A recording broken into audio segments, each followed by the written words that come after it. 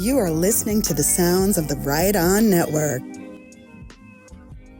Hello, everyone, and welcome to On the Record Jams, brought to you by the Right On Network. This is episode 8. I'm AJ, and along with me is Arthur. Hello, Arthur. Hello, AJ. We're back right before the holidays. I always say this is a good one, but this is a good one. A really good one coming up here. Merry Christmas and Happy Hanukkah to all of you. Yeah, and a Happy New Year. Guys, this has been a lot of fun sitting here talking to Arthur about music. Talking about music, man. And I know it's difficult for both of us to, we do these episodes kind of periodically, and just to do one record is difficult, right? Because we want to talk about more music, Of right? course, big time. We could do like 7 every episode. I think I cheat all the time. I try to use a song as an excuse to talk about an album or an artist or you name it, right? That and we want to talk about like an array of things, but we just condense it into one. I think that helps with the discipline. But yeah, it's fun, man. Like you said, talking about music is fun. Now, before we move on, we did get some feedback by Diablo Frank. He says, I have to use my old spare podcatcher to access the Right On Network, so I'm spending Thanksgiving weekend catching up with On the Record Jams from the beginning.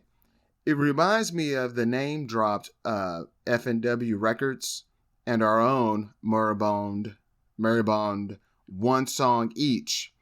It was really smart to just do readings of the lyrics rather than audio samples, given how many copyright takedowns anyone with a music show gets. I might have to steal that if 1SE ever comes back. All right. Talking about song each. All right. Yeah. Then it says, or if I ever take the time to re-edit the old ones. I think about that sometimes too. Like, oh, what if I got to go back and re-record something? And then, I talked about, like, oh, yeah, this is just fun, talking with my friend Arthur to get him talking about music. And he says, yeah, you can tell the show was built around sharing your experience of just rapping for hours with a super chill and knowledgeable friend. Barely into the latest episode, but so far, the 5th episode, Nirvana Isley Brothers, is my favorite, passionate and informative, firing on all cylinders. I am the exact ice bucket type of dude y'all protest against, but I was happy to listen all day. So hopefully that adds to the compliment. Now, I know like a lot of times, well, one, Diablo Frank, I'm just over the moon that you had positive praise to say about our podcast and that you spent time going back and listening to all of them. That's why I'm glad we're keeping these kind of bite-sized, because, a lot of times people who listen to podcasts, they might listen to a lot of them. So it's like, oh man, another add-on. Either I'm going to drop one or I'm just not going to listen to it. But I think with us keeping these an hour, it doesn't seem like that much of a task. It's like, oh, okay, yeah. Yeah, you know what? I probably could marathon 6 episodes and it wouldn't be that crazy. Now, I know that we say like, hey man, just enjoy the music, keep it positive. And we seem like we're being positive brothers. But I think some of the negative stuff that might be on the underlying of it is probably what we're not covering. You know what I'm saying? Like, you're not seeing the dark side of the moon. We're not showing y'all the dark side of the moon. We're just showing you our light side. Right. I think so. I think it's just more of the idea of, you don't need me to talk for 30 minutes about why I don't like, I'm not going to say an artist, but me and you know some of those artists that I don't care that much for. Like, I don't need to talk for 30 minutes about that when I could talk about some of the stuff we talk about for 30 or 45 minutes. Like if I could talk about Marvin Gaye once every 5 episodes, I don't have time to talk about something I don't like, And that keeps the discipline, makes this difficult where we're just covering one song each, one record.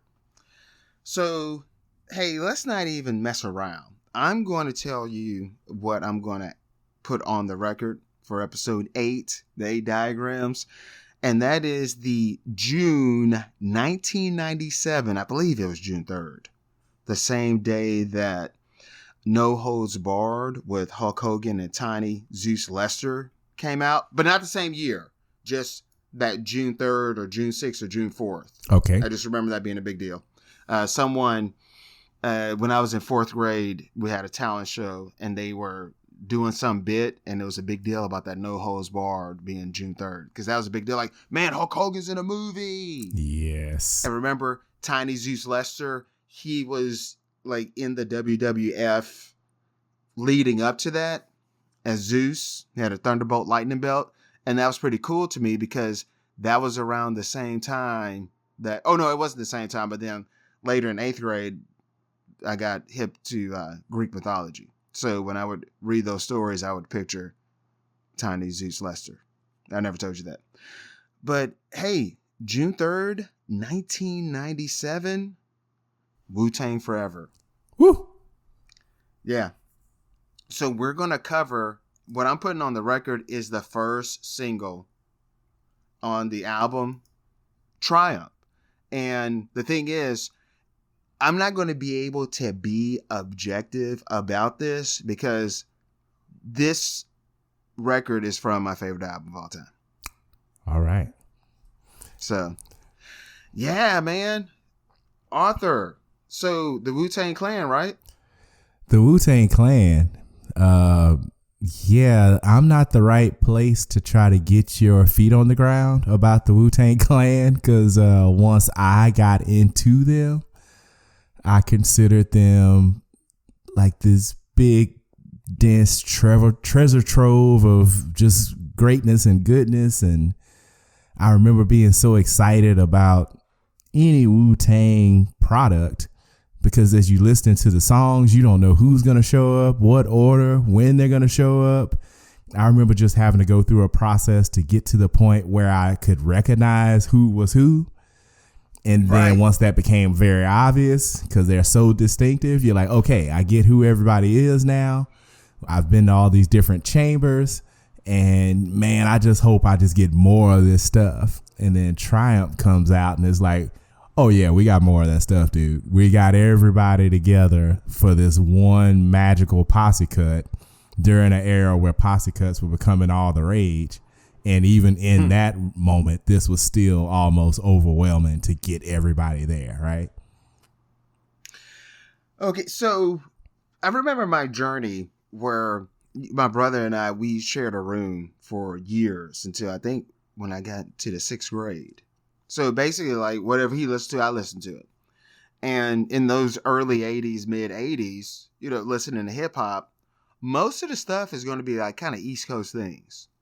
And then when I got into middle school and we had separate rooms, I kind of went my own way and I drifted off from hip hop and I was listening to rock and other things. But I didn't realize what I probably was doing subconsciously is that was during the time period where West Coast took over. So I guess I just kind of drifted away like, oh, this doesn't sound like the stuff I listened to when I was a kid. I don't know if that was going on subconsciously or what, or I was doing new discoveries and other things, right?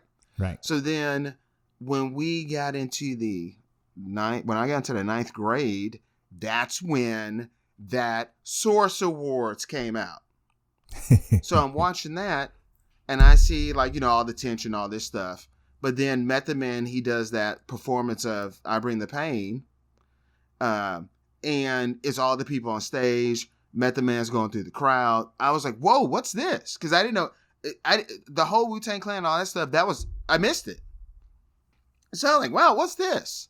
And my brother had all the stuff. So from that, whenever that came out, there was already Wu-Tang Clan. The first album entered the 36 Chambers. Tikal returned to the 36 Chambers with Oh Dirty Bastard. And I think Raekwon was out and GZA was out too. So basically it was like, whoa, all these albums that I've never heard before. So I was just going through it, raking the leaves to it, going through it. And like my mind was blown, man. It was like blown. I was like, holy moly. And like the thing about the Wu-Tang Clan is it's different now where like whenever SpongeBob SquarePants came out, let's say it came out like 1999 or 1998, it never went away. So like, let's say like there were some kids that were 4 years old, like, oh, SpongeBob.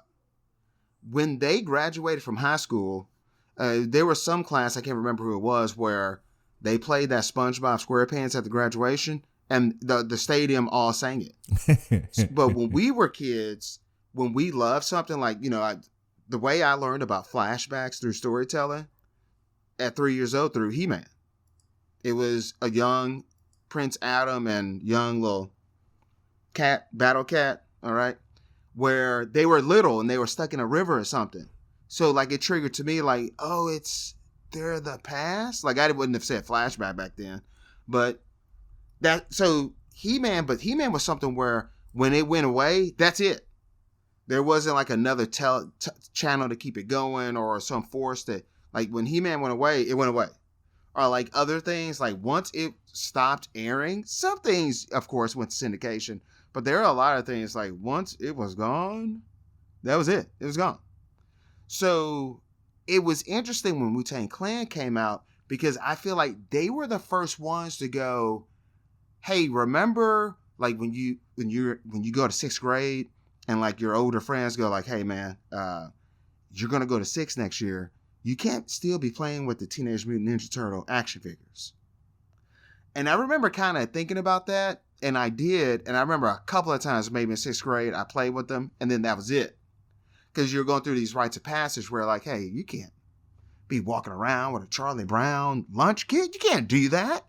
And then, boom, when we started getting into those 90s and the Wu-Tang Clan came out, they kind of made it okay to do these old references, to bring it up. Like, hey, I'm going to bring up a comic book thing in public. Because you can't imagine that now, because you can just go to Walmart and get a Star Wars t-shirt. You can say on the internet, hey, we're a Marvel family. We watch Marvel movies together. From the father, the mother, to the sons and the daughters and the dog. But in 1988, that would not have happened. Right? So I feel like the Wu-Tang Clan, they were the first ones to do hey, we're going to do cultural references. We're going to do these double entendres and all these things, and we're going to kind of make it be hip to be square. But we're kind of fooling you because we're showing you the street imagery. So, I remember I was doing public access in the later 90s, and I don't know, I guess I was showing something from Wu-Tang Clan or whatever, or it was something where I put a logo at the bottom of the screen, because doing, like, TV public access. And the guy was like, yeah, one of the first people I ever noticed doing that was the Wu-Tang Clan, that first album, where one of the videos made, Protect Your Neck, where they had their symbol at the bottom of the screen. And they're wearing their gear. And that's when people are like, oh yeah, man, brand ourselves, logo ourselves, make it where it's like, even if Hot 97 bans us, that symbol is still imprinted in people's minds, where now we're exotic. So, like, if we didn't get banned from Hot 97, then we would have just kept going and naturally faded away and then just been on. But since we had to go underground and build our audience, and people get a little older, they get nostalgic, disposable income, now we're forever. Because no matter what, we could put on a concert. And we're global. Because for some reason, people from other countries, they just they click with us. Because we're like this brand, we're cartoon characters, we're superheroes. The Wu-Tang Clan. Now we're at Triumph, Arthur. Yes, we are at Triumph, man.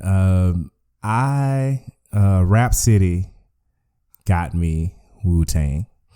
So end of the week, Friday, Saturday, they would do these top 10 videos, and of course you would get it. Like, you would get the stuff from the East Coast. Like you said, the West Coast was on a run, so whatever West Coast thing was out, you'd get that. If Ice Cube had made something new, you would get that. You'd get the Stray Too Short song, and every now and then they throw a bone to something from the South, like it would be Ghetto Boys or Goody Mob. Like, I remember seeing Cell Therapy for the first time for Goody Mob, and I was like, oh my God, these guys are crazy. This is amazing. I want all of this. Whenever this comes out, I got to have this. Well, Rap City, the Cream video. Those dudes looked crazy. It was a bunch of them. The song was wild. The sample was crazy. It looked like it was 10 degrees outside. Yeah, the raps was like real harsh, but it was well done. But now it's like, what is a Wu-Tang? And then there's karate noises, and they're like, man, these guys got a lot of stuff going on. I'm really interested in this. Funny story, I remember thinking the leader of the group is the RZA. But here's the mistake I made, right? Because this is just before internet, right? Early 90s. I thought Inspector Deck was the RZA. And I had to like program myself out of that because that verse he did on Cream was so like, there can't be a better dude in the group than this guy. Like whoever this is, it's been 24 long, hard years and still struggling to survive. I was like, okay, whoever this guy is got to be the leader of the group. Like I know it's 10 or 12 of them standing there. I don't know which ones rap, which don't. Whoever this guy is, it's got to be the RZA, right? And then, yeah, of course, as time went on, I figured out that was Deck, and you just couldn't let him be the first or the last person on any song because he was just going to kill it. So that was my first entry. But at that time, disposable income just wasn't where it needed to be, right? For me to be just jumping up buying. Because like you said, it was 5 albums. Arthur. I just didn't have it. I was lucky, Arthur, because I have a brother that's 5 years older than me. So boom, like he had the Master P stuff and Silk the Shocker, like way before like it ever like aired on TV. So he had all of these CD booklets, and I was able to get my hands on it. Nice. So yeah, my first Wu-Tang album was this dude his name was Don, and he was at Aldine with us, and he was from somewhere on the East Coast, like Jersey or somewhere over there. And he showed up and we were talking about hip hop, and he was like, man, do you know about Only Built for Cuban Links? And I was like, yeah, I know about that. Yeah. Criminology and all that. Yeah. But they were like, no, dude. Have you heard the whole thing? Have you heard the tape? And I was like, no, I haven't heard the tape. And he was like, dude, you need to buy the tape. And I was like, okay, man, I'll get on it. But again, disposable income. You're just like, yeah, there was Tupac albums to buy at the time. I only had a choice to make, so I chose Tupac. I'm sorry. Well, then I was in a class with this guy, and he kept telling me like, hey, dude, you got to get this Cuban Links. And so this dude was like, dude, if you bring me a blank tape, I will make you a copy of this. That's how badly I want you to hear this. So eventually I fumbled around and figured out some blank tape that I was willing to sacrifice, because blank tapes were like gold back then. So I was like, okay, I'm going to give you this. And man, whatever you give me, I trust these guys because I know about Cream. I know about Method Man. I know about the stuff I see on Rap City. But like, dude, you're saying this is the one I got to have? He was like, dude, this is the one you got to have. So I'm like, all right, cool. Of course, this is high school kids. It took me forever to bring the tape. It took him forever to bring it back. But eventually he brought it back. And you talk about being completely blown away. I had the same feeling. I was like, what are these guys doing? These guys are out of their minds. Holy crap. Nas is on the song. What is this, and where is more of it? And by that time, I had my little after school job. So I had a couple more options to say, okay, I'm buying whatever Wu-Tang has. So I went back and bought everything. And then that was my entry into Wu-Tang. So by the time Triumph came out, I was already in college. And so I was just ready. I was ready for this double CD like nobody's business. Arthur, yeah. So let's talk about this. On the record, we're going to do Triumph from Wu-Tang Forever.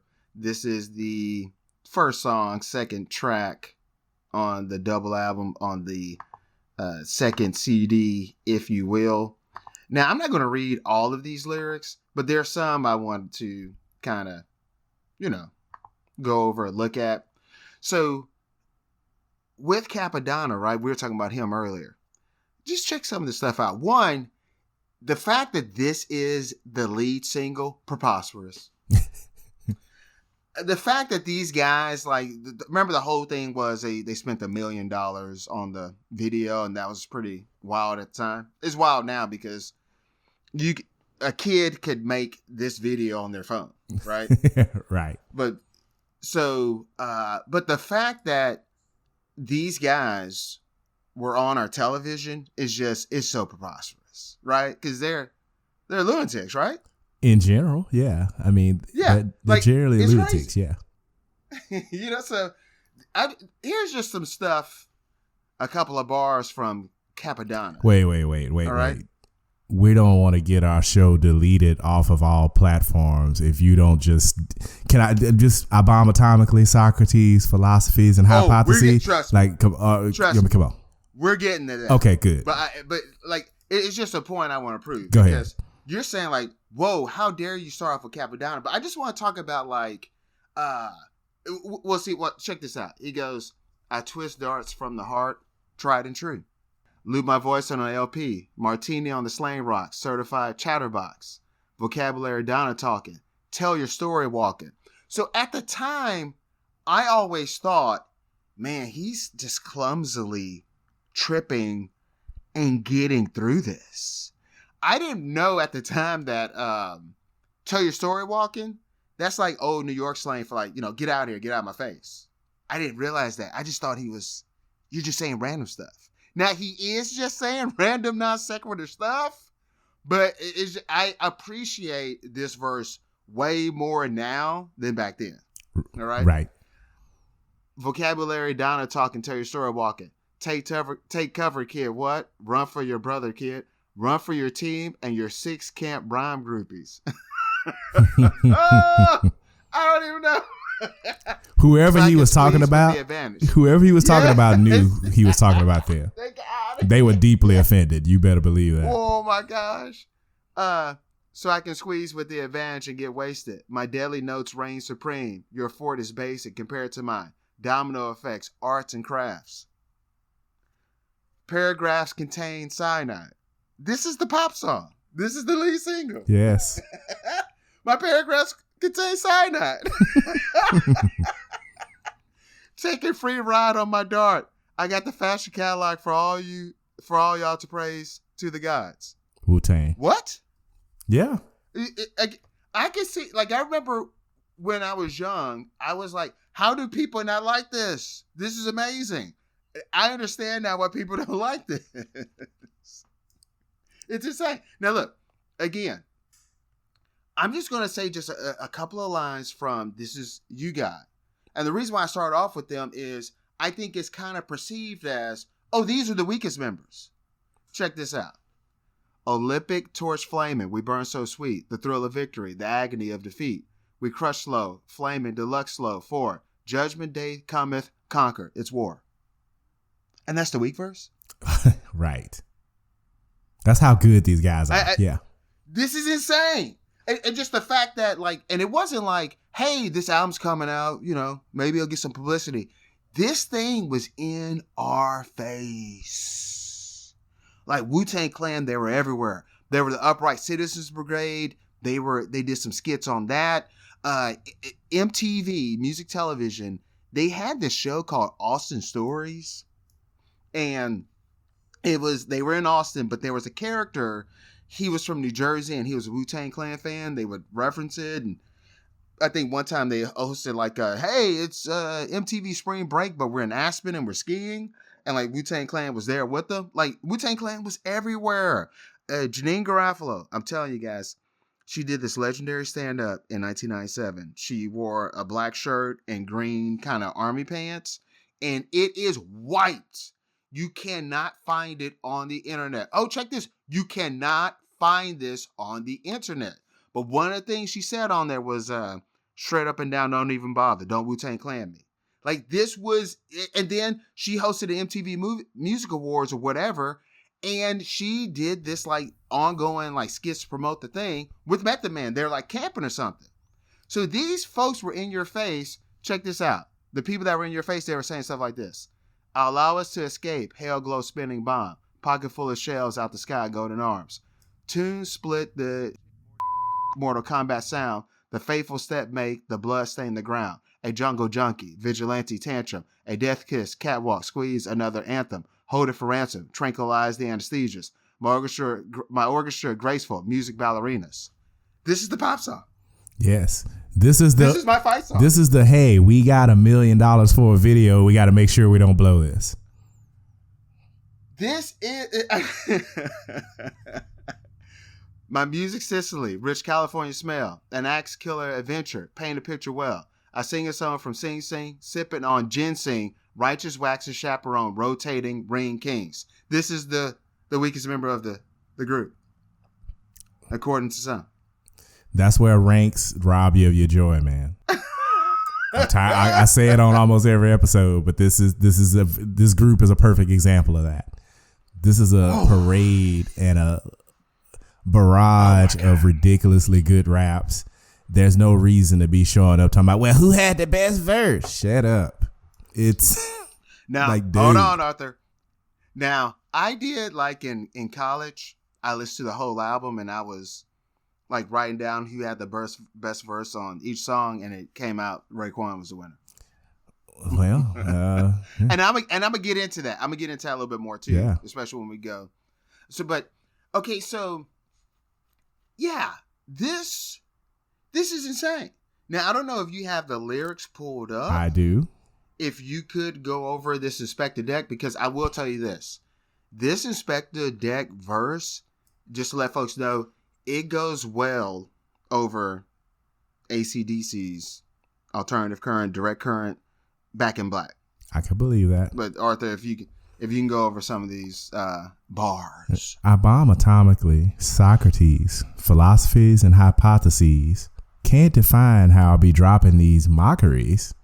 Lyrically perform armed robbery, flee with the lottery. Possibly they spotted me. Arthur, I don't want anybody talking to me. You understand me? I don't want anybody talking to me. I don't want anybody talking to me. But you know what? Tell your story walking. Yes. Tell your story walking. Like, here's the thing. Everything is bonus on top.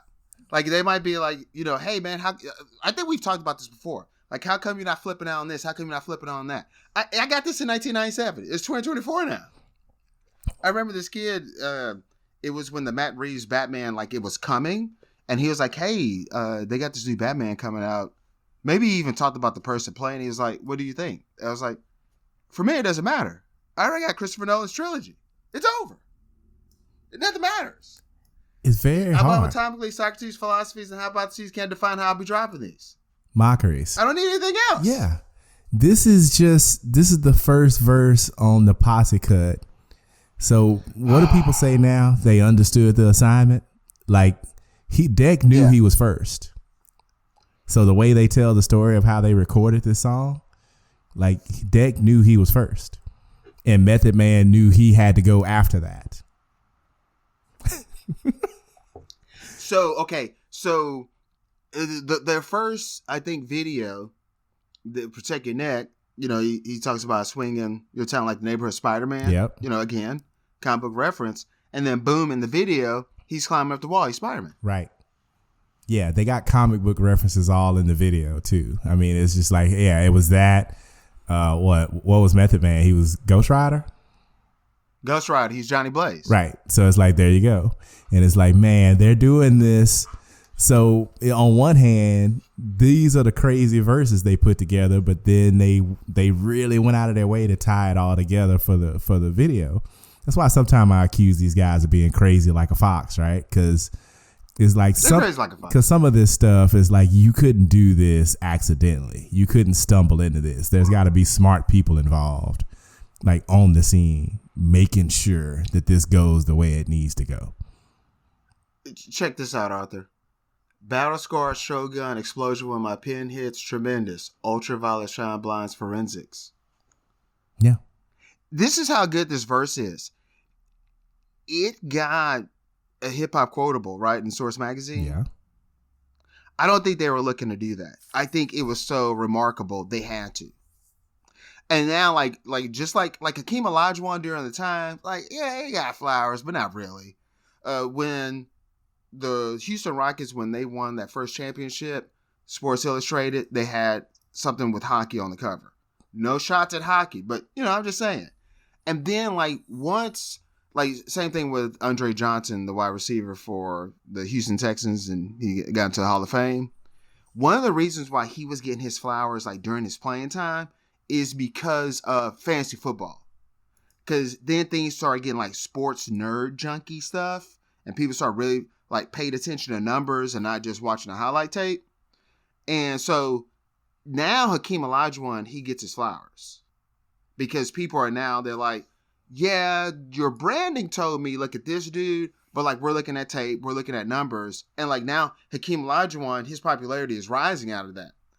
And with Inspector Deck, this verse, I feel like it gets way more props now than it did back then. Because at the end of the day, when I was like, oh my God, like I thought Wu-Tang Clan, the Forever album, I thought like, oh my gosh, this is like mind blowing. I thought the production was better.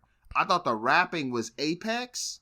But the thing was, at the time, music kind of went like other ways and stuff. So the vibe I was getting was, oh, you still listen to Wu-Tang Clan? Like, we're like kind of over here. We're kind of doing this. Like, eh.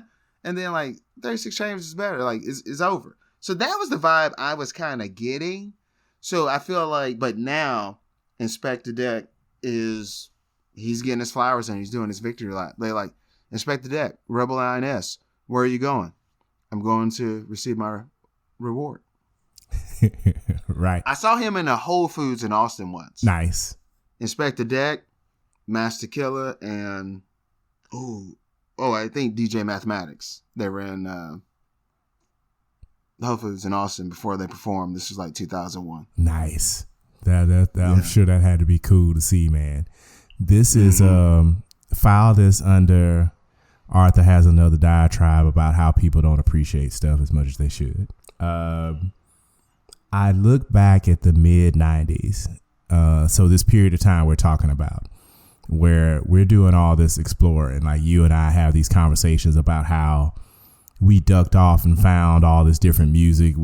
I think it goes without saying, we kind of abandoned listening to the local radio in our area, or we weren't worried as much about being totally focused on only what was on the radio. Like we had just enough ability to get out and get other music, whether it be an older brother showing up with something. In my case, I had uncles, I had my dad and his friends had the older stuff to make sure I got my hands and ears around that.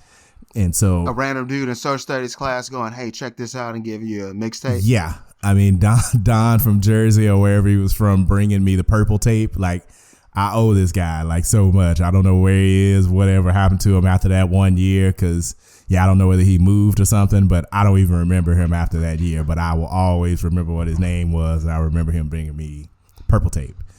But like after that late 90s period, I call it kind of the unappreciative scumbag era, right? Because the CDs were out everywhere. Napster eventually became a thing. And so you had people thinking, hey, I shouldn't have to pay for music ever again because now it's free. And somewhere in that moment, whether it be everybody just kind of decided that they themselves were Source Magazine. So you would talk to somebody like the week after an album came out and they already had like a mic rating ready for you. And it's like, what? The album came out like Tuesday. You've been busy the whole week. It's Friday. How do you have a mic rating already? Have you listened to the whole album? Yeah, I ran through it while I was studying. Well, no, that ain't what I asked you. I asked you, did you listen to it for real? Like, did you run it back a couple of times? Like, did you give it a chance? Did you already decide that you didn't like it because it wasn't like this other thing? And people's expectations kind of got out of hand. And when you think about even something as simple as Nas, right? Illmatic was 94. Blown away, people losing their minds, greatest album ever. This guy's a new Rakim. Oh my God.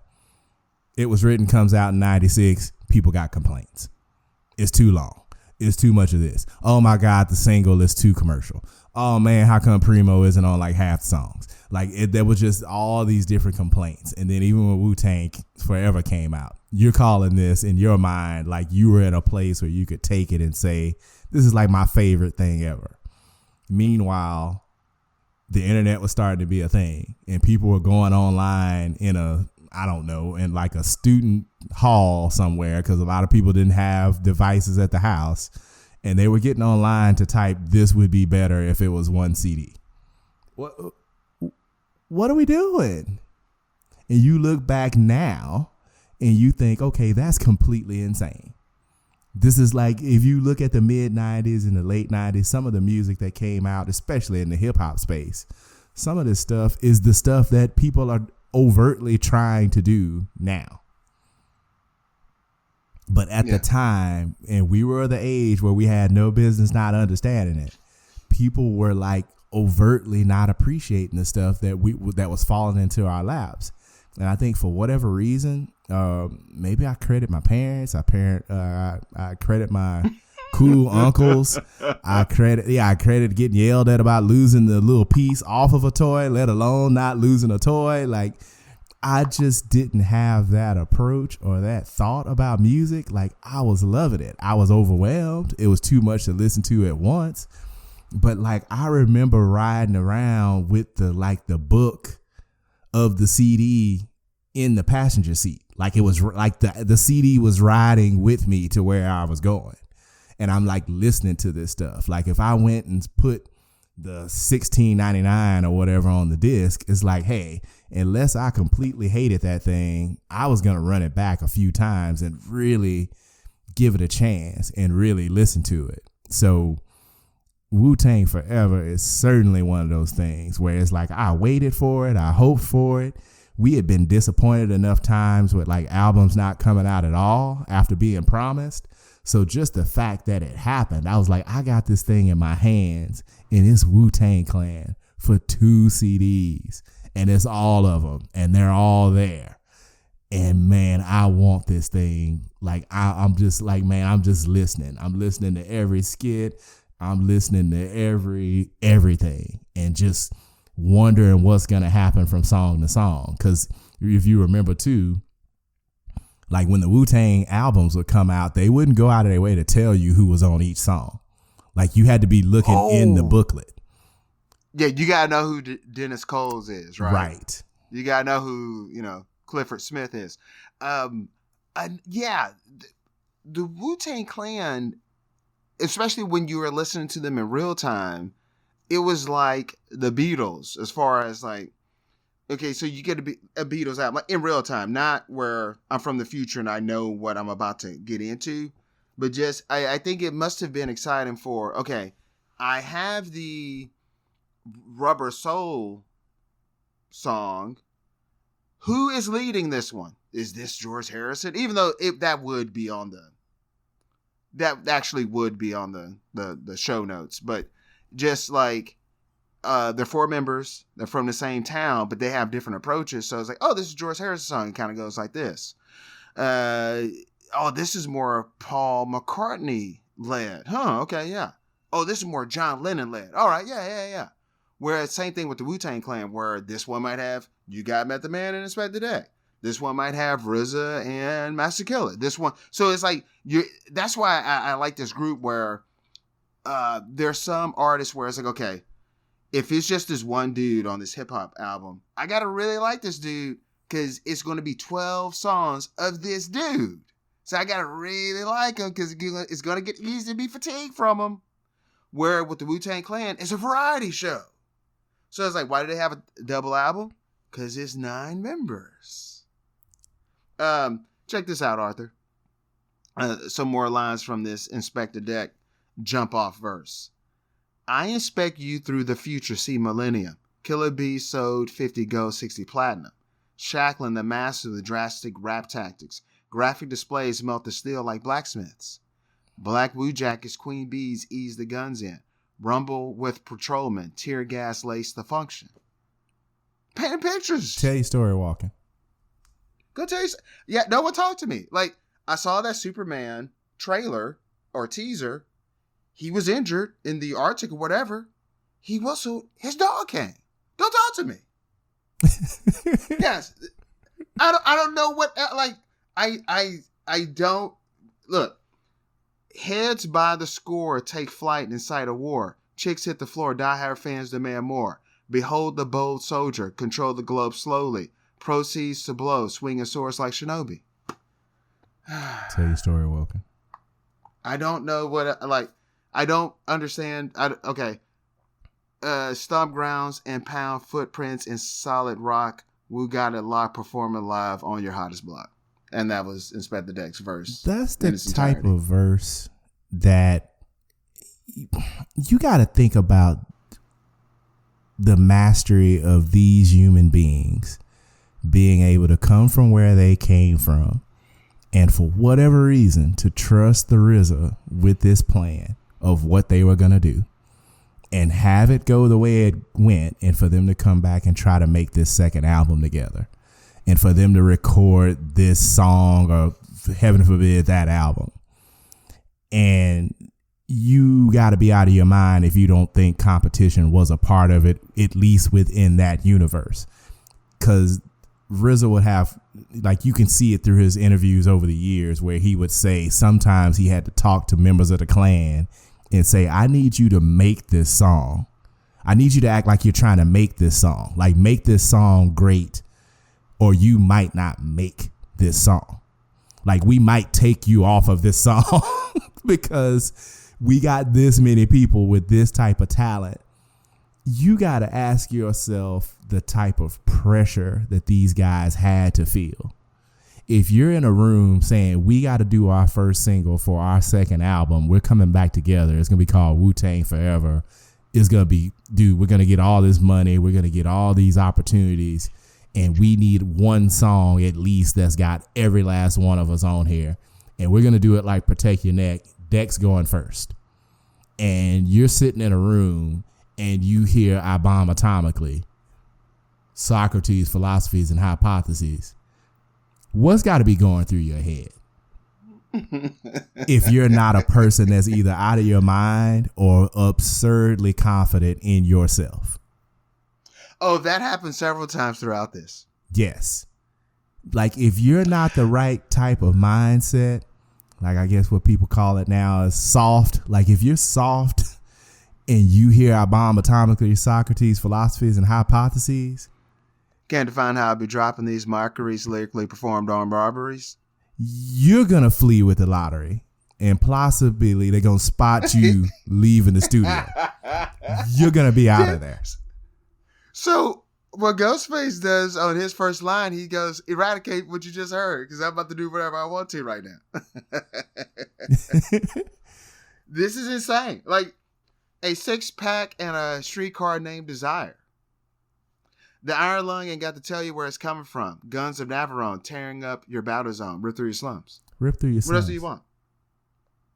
I mean, and this is okay. The lead, the pop, the popular guy. This is what he says: as the world turns, I spread like germ. Bless the globe with the pestilence. The hard head never learned. This my testament to those burned. Play my position in the game of life, standing firm. On foreign land, jump the gun out the frying pan. Into the fire, transform into the Ghost Rider. That's Method Man. Yeah. This guy, man, Method Man. Like, when I did tell you, like, for real, the first full Wu-Tang album I heard was Cuban Links. And then I went back and I got to Cal and I got ODB's first album and I got the actual Wu-Tang album. And yeah, coming out of those experiences, it was like, man, Method Man is ridiculously awesome. Like, I love this guy. I love them all. But, man, this Method Man fella, man, is something else. Like, those verses, his delivery, the way the lines come, the way the raps come, the rhyme schemes. The double entendre punchlines. And he doesn't stop to give you a chance to figure it out. He doesn't laugh. Like, this is before the ad-lib, like the heavy ad-lib era. So he's not like, ha, did you catch what I just said? Like, no, if you catch it, you catch it. Either you do or you don't. And you could be riding down the street, like, listen number 48, and then something hits you and you're like, oh, he had another one-liner in there. He had another double, triple meaning in there. And he's just flowing and going and going and flowing. And it's like, man, Wu-Tang, dude. Like, just... And see, another reason why people kind of went off to something else, you had Jay-Z and Nas where it's like, hey man, we're the straight man and we're telling linear stuff and this is coherent. Like at the end of the day, like this Wu-Tang Clan kind of stuff, this is kind of weird, right? So it seemed like Method Man, all this stuff, like kind of the silly non sequitur stuff. And then boom, I think like in 08, 09, 2010, the mixtape era, that kind of stuff ended up being king. And then way later, Method Man was like, oh, okay, I don't have to run away from this. I'm gonna steer into it. And like the past 5-6 years, he's been insane. War of the masses. With the rhyming. The outcome disastrous. Many of the victims' families saved their ashes. This is the sixth verse. Names on walls. Okay, Arthur, this is like, I don't know if this is the bridge, the middle 8 section. Jizza, you said this is the 6th verse. This is the 6th. I'm sorry to interrupt. Yeah, this is the 6th verse on this song. They're hitting you. They're hitting you. They're hitting you. War of the masses, the outcome disastrous. Many of the victim families saved their ashes. A million names on walls engraved in plaques. Those who went back received penalties for their acts. Another heart is torn as clothes ones mourn. Those stray get slayed on the song. Guys, then there's Master Killer, where when I first started listening to Wu-Tang Clan, I conflated Jizza and Master Killer. I thought they were one person. It says, the track renders helpless and suffers from multiple stab wounds and leaks sounds that's heard. 93 million miles away from came one to represent the nation. This is a gathering of the masses that come to pay respects to the Wu-Tang Clan. Who talks like this? As we engage in battle, the crowd now screams in rage. The High Chief Jamil Arif takes the stage. Lights is provided through sparks of energy from the mind that travels in rhyme form, giving sight to the blind. The dumb are mostly intrigued by the drum. Death only one can save self from. This relentless attack of the track spares none. Death only one can save self from? Yeah. This relentless attack of the track spares none. Wow. I had a friend yesterday, he randomly sent me that line. I was like, wait a minute, who said that? And he's like, Master Killer. I was like, oh no, Triumph. I swear to you, Arthur, this happened at random. Yeah. This relentless attack of the track spares none. I can see how someone would go, I'm not listening to this. I understand. I can see why. But once you do, if you avoided listening to Wu-Tang Clan and you like rap music and you listen to these dudes, this is so much good rapping. This is almost too much good rapping. Like this is one song in their entire catalog. So they kind of pulled off what they were going for. They were like, man, we got to get it all in on this song. Like we got to make sure everybody gets what we are from this one song if they don't understand anything else. Oh man, Arthur, there are so many times when I say gun in your mouth talk. Like instead of saying they brought the fight to your doorstep, I say, oh, it was gun in your mouth talk. Yeah. They end this, ayo, that's amazing, gun in your mouth talk, verbal file hawk, connect thoughts to make my man child walk, swift notarizer Wu-Tang all up in the high riser, New York gang visor, word tranquilizer, just a dosage, delegate my clan with explosive, while my pen blow lines ferocious, Mediterranean, see y'all, the #1 draft pick, tear down the B god, then delegate the god to C god, the swift chancellor, flex the white gold tarantula, track truck diesel play the weed god substantiala, Max Mosley undivided then slide in signing, guaranteed made them jump like Rod Strickland. Yo. Pop culture references, the Guns of Navarone film references.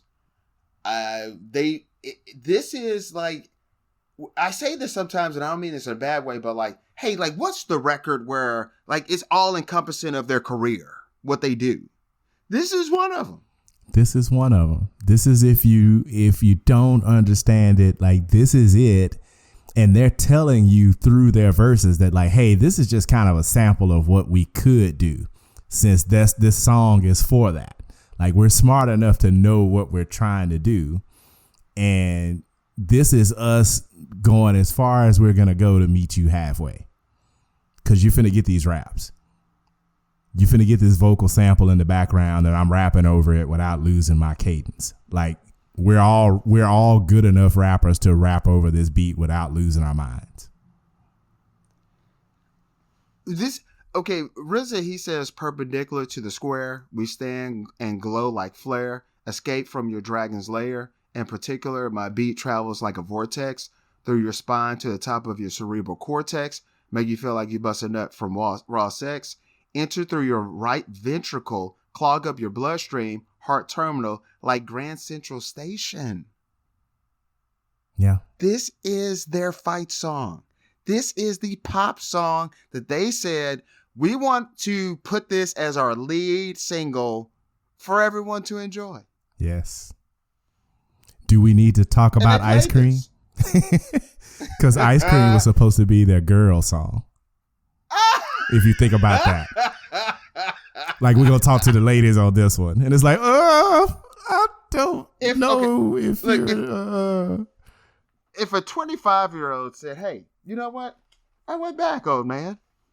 And I listened to what you were saying. No, dude, I don't accept this. I would go, you're right, youngster. You should not accept this. This is insane. But this is partially responsible for some of the best music you've ever heard in your life since then. Mm-hmm. Like, you don't think that some of the biggest rappers ever, like since that time, since 1997 to now, you do know that a lot of them are colossal Wu-Tang fans. And they don't even try to play it off. A couple of reasons why I would say the sample for this song is a gospel song. That wasn't just something that people just did all the time. Like, it would happen, but like sampling gospel music was something that was almost thought of like, hey man, you got to be careful with that. You can't be doing that.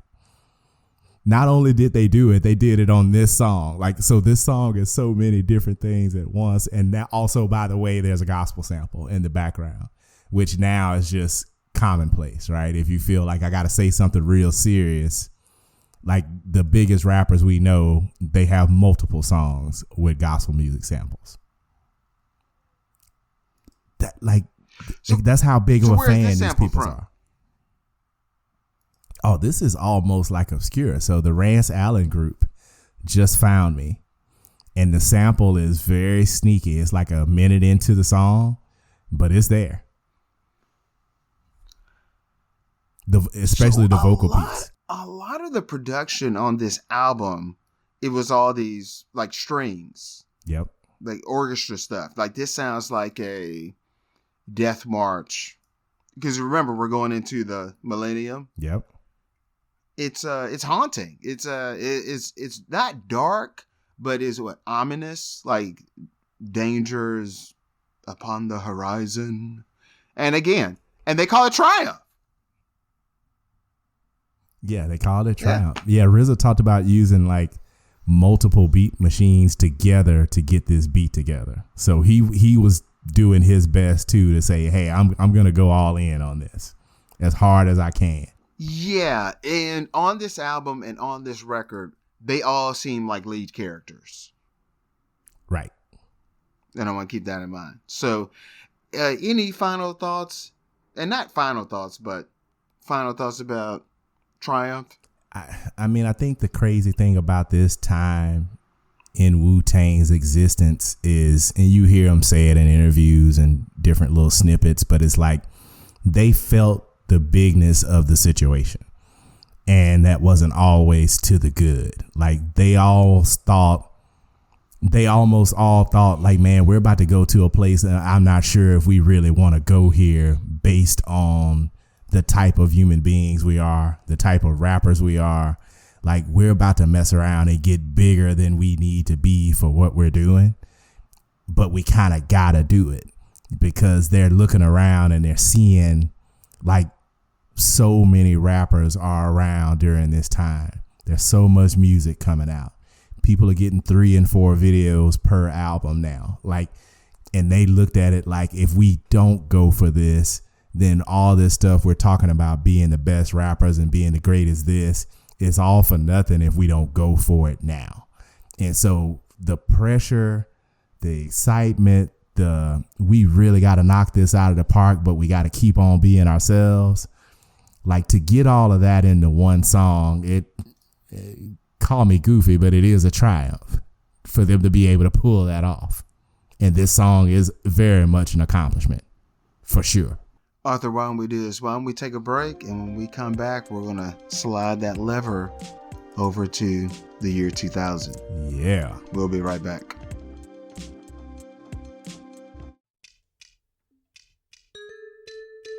Oh, hi, Dr. Sterner.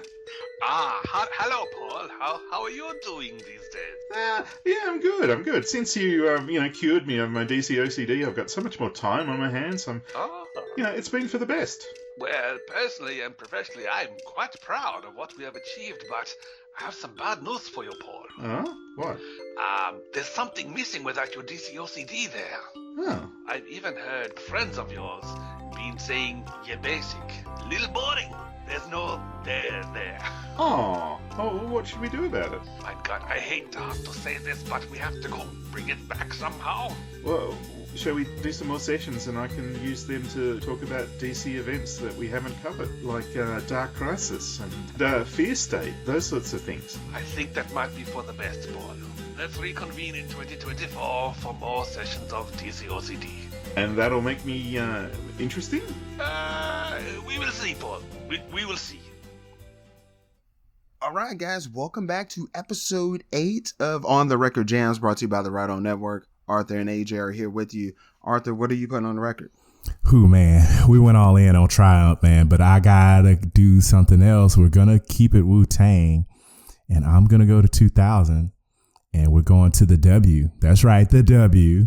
And Wu-Tang again and again. Wu-Tang again and again and again and again. Hollow Bones. Oh, man, Hollow Bones. Such a good time. Such a great sample. Seal Johnson. This is on the album after the double CD, where these guys have to figure out what they're going to do.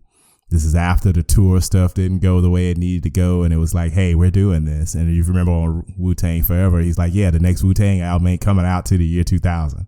And he kept his promise. And they stayed away album wise.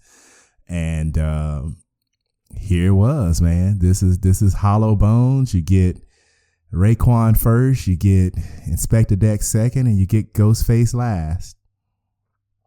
What do you think about this song? Because this song hit me immediately at the time, and whenever I think about the W, the first song I think about is Hollow Bones, and I listen to it kind of often. So this song never leaves me for too long. But what are your thoughts on Hollow Bones? So it's interesting that it's Raekwon and Inspector Deck, because one thing that they do as lyricists is craft. It's just craft. And what they're doing here, this is just straight MCing. They're just flowing over the music. This is a good record. Raekwon and Ghost, they're the ones they give us Cream, the breakout hit, right? Yeah. The next breakout hit or whatever. I listened to the whole album just to get the song in context. And I remember the W at the time, it was almost like, it was perceived as like, was this a push? Was it a loss? And when I heard this, I was really into it. I still do think like EQing it or the production as far as mixing, like Wu-Tang Forever, it's big. And the vocals on it, they're big. Like it seems like everyone's on top of the music. And with this, it seemed like it's smaller. I just always felt like it was darker or something. But yeah, this is a wonderful record. And go back and revisit this, because just the way they're flowing on a track is just like, man, oh man. Yeah, I mean, this is another case of, it's kind of funny now to think about what this song is in 2000, sitting around talking about it in 2024, because this is a drumless beat. Drumless beat. And that's what people are doing now, right? There's a vocal sample that's playing throughout the verses. and it's not messing the dudes up. Like, these dudes are just going on. And like you said, these guys are professional rappers. And it's funny to think about RZA explaining, like, when he would do some of these beats, he would almost have to convince everybody that, like, dude, you can rap over this. This is where the counts are. Dude, it's the same count as all these other songs. You just flow over it. This is where the one is. And, like, let's go. And sometimes he would talk about doing like a verse just for the sake of saying, this is how you can rap over this. And then dudes would get comfortable and say, oh, okay, I got it now. Okay, I was getting mixed up on this now. So it's like just that level of professionalism and how good, again, the crazy like a fox concept of what these guys are capable of doing. And they all hit this song like a different type of way. But a big part of the thing I love about this too is this is a story song too. Like, this is these guys telling these different stories. And Ray and Ghost get a lot of credit for being great storytellers, and Deck is just great overall at everything. But to be able to keep these stories together and lay out these narratives and make them so vivid and get the jokes in, get the references in, using the lingo, like just so, it's so many good things all at once, where I felt like I had to bring up this song. And also the fact that it's a very influential, or a song that you can now see. Like, yeah, a lot of the guys that are rapping now that do this type of stuff, there's no way if you walk up to them and say, do you like Hollow Bones? They're going to look at you like, dude, do I like Hollow Bones? Like, 60% of what I do is just based on Hollow Bones. Like, that's how big of a deal I think this song is. I'm giving you a career to run with. Yeah. And this is just one of their songs. Yeah. This is just one of their songs. And they're telling you, that's why this is called On the Record Jams, because this record is enough for you to, I can base my whole career off this. Yeah. I mean, you really could, because there's no way, and not just the underground guys that we love now, but like Kanye West heard this song too. He didn't get the RZA to help him for Dark Twisted Fantasy for no reason. Like, he knew. He heard this stuff and was blown away by it. Again, this is a Seal Johnson sample. Is it because I'm black? So even just the idea of samples having something to do with the song, the new song, even if it's in an indirect way, the Wu-Tang were really big about doing that. They didn't do it on every single song. Sometimes the beat was just the beat and they liked the beat. But Hollow Bones is very much a case of like, hey, this is all about like violence in the neighborhood, them trying to figure out, hey, like, man, I'm in this place now after Wu-Tang Forever. And like, we used to be robbing folks and now folks are like shooting and trying to rob us. Like, that's how nerdy and cool these guys are, because they were able to, how do you say that without just saying it in a, hey, you need to feel sorry for me now because I'm famous. The Wu-Tang wouldn't do that. They would just show up with a song like this and tell the story. I mean, Ghostface, let's start with that. Outside the check cashing, flashing, dipped in fashion, 5 cherry face bleepers tried to cash in. They keep laughing. Ghost, you'll get your face bashed in. Who gave you these privileges, son? Why you maxing? And we fiending to take those. Move slow. I'm hearing how you broke Rob's nose. And I heard you keep a banging hammer, golden brass, diamonds, embroideries that was stolen that you haven't reported, G. So he's like explaining, like, these dudes roll up on him, like threatening him. Like, what? Like, who's threatening Ghostface? Like, who's this crazy? But like, he outside the check cash. And yeah, what are you doing at a check cashing place if you're Ghostface? Like, what are you doing? And it's like, who cares if this is actually how it happened? Who cares if this is a real story? Just the fact that who goes in a studio and says, okay, I'm last, y'all. Oh, this is what we're talking about? Oh, okay, I got y'all. And goes and makes this their verse. He does that a lot where it's like, hey, man, we got this little concept, and he'll go at the end and go his own way. Right. But it's still kind of a part of the same concept. Yes. Like, I understand why y'all are doing this, so I'm going to hit it in this way.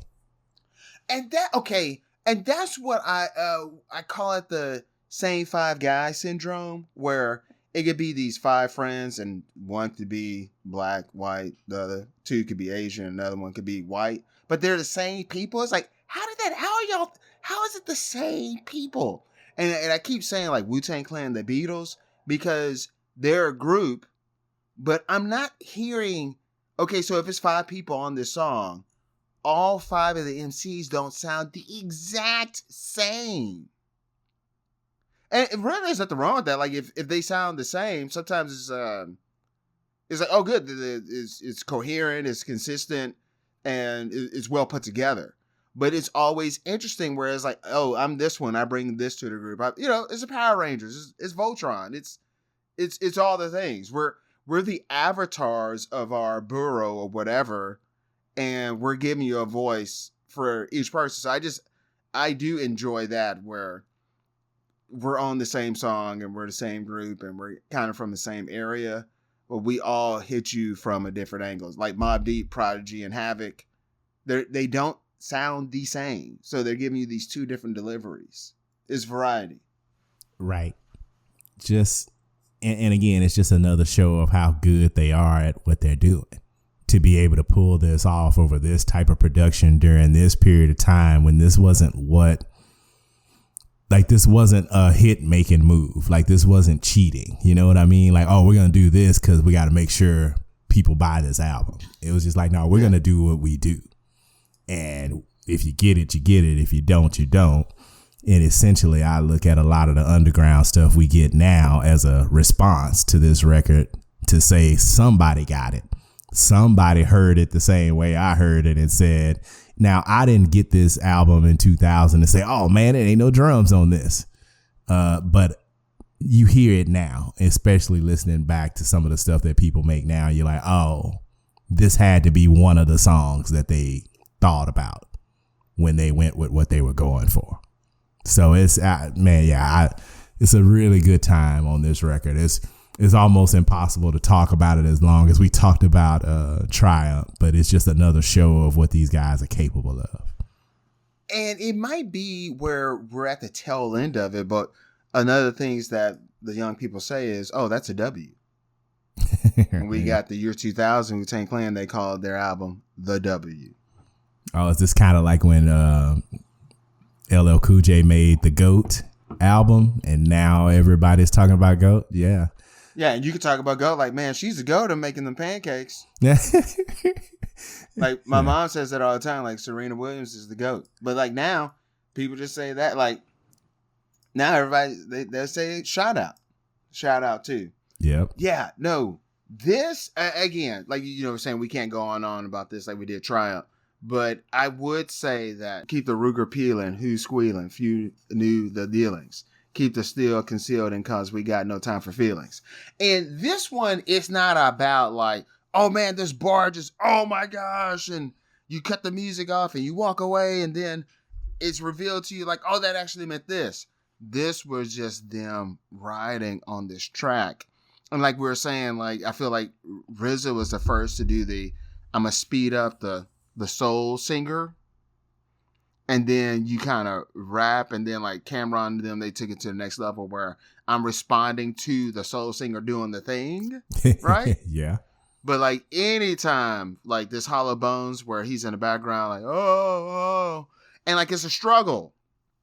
It's, I remember I listened to, like, it was something like with the Beach Boys, Brian Wilson. He had this record that they never put out, this album they never put out called Smile. And then like in the early 2000s, whatever, like it was reimagined, they did it. And I was like, oh, this sounds like what gospel music could have been if there was never slavery in the United States of America, right? And it's like, I didn't realize this until I became an adult. Like, when you listen to like that Black Baptist church stuff, or like Wu-Tang Clan, like they're struggling, like it's a struggle. And I remember the first time when someone brought up to me like, oh, that sounds depressing. And I was like, oh yeah, I never thought about it. Yeah, it does sound depressing. But like, I remember when I finally like came to terms with, I don't always have to hear the struggle, or I can believe this person without struggle being involved. But I feel like sometimes, like when I was younger, like if there's no struggle, then I'm not going to believe it, or it's not real or something. But like this, where you hear in the background, like that struggle, man, it just adds another layer to it. And then these three talking about their trials and tribulations after fame with the soul sample, and like just think about that, like soul music. It's like soul, like it's happy go lucky. Nah, not really. It's like blues music. Like think about it, it's the blues. Yep. But we're sitting here having a good time through people's pain. So, woo, wow. Yeah, I mean, especially this song too. I mean, the sample they chose was it was sneaky, because I mean it's a hard song. It's a 1969 song about some of those struggles, right? And for them to use that to tell this story again, it's just crazy like a fox, Wu-Tang type stuff, man. $1 million block villains plotting on a killing, feeling like a superhero, talking like a true De Niro. They bruised his ego, found him broke down, reduced to zero. Cops field reports, hoping I'll reveal my source. Yeah. All right, well, yeah, Hollow Bones. I mean, playing the cut, stay in the truck, something told me duck, folded me up, my shoulder struck. Out of luck. F the Prada's up. Fell in the days like a lot of snuff. They tried to body me up. I'm in the lobby bleeding. People in the waiting office probably eating and sprinting and beefing when they heard the shots call the precinct. And seeing Barbara's nieces beasting, people shot Shalaf features and shot through his Elise's shoes. Bent the spinal cordless creatures. I'm gagging and flagging a cab down. Guess who in the Benz wagon, drowning my sound down, macking. It was Dale Breedy the Greedy, conniving snake genie. Cop with a bikini who murdered Tasha and Benini. I'm feeling wheezy and I'm drained from the Chiba grieving and ain't even looking decent. Seeing police as people reaching. But so this is even difficult just to pull off the delivery itself. Yeah, just reading it. But from bleeding to reaching is all rhymes. Like it's all rhymes. I think it was... It's like 20 rhymes. Yeah, I think it was Pusha T that said, like, Raekwon, the way it's designed, like, you can't repeat it. You know, like, yeah, I'm going to rap along to it. Like, you really got to put some effort to go, I'm going to memorize what he said so the next time I can rap along. Yeah, you know. So unorthodox. It's kind of like, okay, this is another we're old reference, right? You think about old 8-bit Nintendo games, right? Like they weren't going to give you the realistic graphics because we just didn't have that type of technology at the time. You weren't going to get surround sound 7.2 audio because we weren't at that point in history. So these games would have to figure out, how do I create a game? How do I create difficulty in this game? And what they would do is they would create like these difficult to repeat patterns where your level of execution had to be high enough for you to be able to jump over this thing while this other thing is flying at you. And then you got to shoot this thing and then something else falls down. Then you jump over that and then you hit that and then you go down this other thing. Then you go into this other room. And it's like you had to die on that a few times to be like, oh, okay, what do I got to do to not die the next time? Like to be able to hold this together. I almost look at trying to follow a Raekwon verse as like that, because like even you need to almost see it written down to understand what he's doing with his rhyme schemes, because they're embedded through the lines. It's not like cat, hat, bat at the end of every line. There's rhymes within the rhymes. So he's just, he just can't be stopped. And again, he's doing it in a, what now is called like a conversational flow. It doesn't sound like he's quote unquote rapping. It sounds like he's just talking. Yes. Which a lot of people try to do that now, and it's very difficult to do and have this much rhyming going on. Dang. Final thoughts about Hollow Bones, Triumph, Wu-Tang Clan in general. Wu-Tang Forever, man. Like, yeah. I again, you know, I'm not a big ranks listing guy, but if you tie me up and said I'm not letting you out unless you make a list, I'm going to say Wu-Tang Clan very early, if not first. And they said, well, I'm talking about solo Wu-Tang Clan. They're one group. Whatever. We're not going to let you go if you use that as your first answer. I guess I'm just going to stay Supreme here. Clientele. Yeah. Supreme Clientele. Yeah, I guess I'm going to just stay here then, because Wu-Tang Clan. Yikes. Yeah. Guys, look, we hope that, you know, the end of this year is kind to you and that you have a wonderful 2025. Arthur, how are some ways they can reach us? On the record jams at gmail.com, on the record jams on Facebook, OTJ at OTJR, on Twitter, I believe, or X. I think we got on Bluesky as well. We'll put that in the show notes. I got to remember what our name is for that as well. So trying to get more places to where we could be reached at, because, you know, we shared that feedback from earlier, and I really love it when we have people reach out to us and give us anything.